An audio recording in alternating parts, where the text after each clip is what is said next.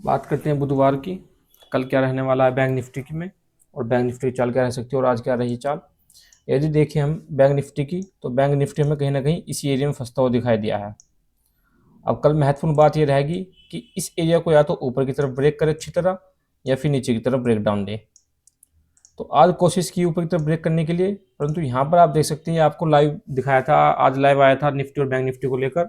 Live में दिखाया था ये एक ट्रेंड लाइन को अच्छी तरह फॉलो कर रहा था और ट्रेंड लाइन पर वापस गया भी है, परंतु ट्रेंड लाइन को नहीं तोड़ पाया। फिर यहाँ पर इसने एक अपने अच्छा रेजिस्टेंस एरिया छोटे टाइम फ्रेम पर बना लिया है। यदि इस टाइम फ्रेम को तोड़कर, छोटे टाइम फ्रेम पर यदि इस रेजिस्टेंस को तोड़कर बाजार ऊपर की तरफ निकलता है, तो फिर हमें 48,500 का लेवल दिखाई देगा सबसे पहला। और यदि बात करें नीचे की साइड हमें कौन कौन से लेवल दिखाई देते हैं, नीचे की साइड सबसे पहला हमें यदि यहाँ से ब्रेक डाउन करता हुआ दिखाई देता है 48,200 से, तो जो हमारा नीचे का सबसे पहला एरिया रहेगा वो 48,125 का। और फिर यदि इसके नीचे में 5 मिनट के टाइम फ्रेम पर एक रेड कैंडल मिलती है वॉल्यूम के साथ, और लगातार हमें नीचे की तरफ जाता हुआ दिखाई देता है, तो फिर बाजार हमको और नीचे की तरफ जाता हुआ दिखाई देगा। फिर हमारा जो नेक्स्ट है 47,900। तो अपनी नज़र बनाए रखें। और बात करते हैं हम बड़े टाइम फ्रेम पर। यदि बड़े टाइम फ्रेम पर बात करें हम बैंक निफ्टी की 15 मिनट के टाइम फ्रेम पर, 15 मिनट के टाइम फ्रेम पर कहीं ना कहीं हमें एक ट्रेंड दिखाई दे रहा है अपसाइड का। तो हमें छोटा मोटा बाउंस बैक देखने को मिल सकता है। ये हमें अपसाइड का एक छोटा ट्रेंड दिखाई दे रहा है। बात करते हैं 1 घंटे के चार्ट फ्रेम पर। 1 घंटे के चार्ट फ्रेम पर भी हमें एक अप ट्रेंड दिखाई दिया है। और आप देख सकते हो यहाँ पर महत्वपूर्ण बात यह है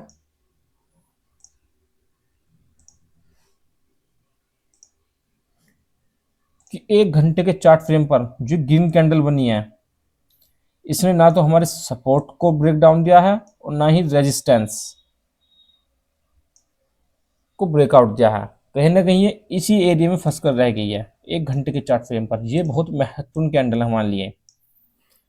अब कल देखना ये होगा कि 1 घंटे के चार्ट फ्रेम पर यदि हमें एक अच्छी ओपनिंग मिलती है, अच्छी चाल मिलती है, यानी ऊपर की तरफ निकलता हुआ दिखाई देता है, तो बाजार फिर हमें कहीं ना कहीं 48,500 की तरफ जाता हुआ दिखाई देगा।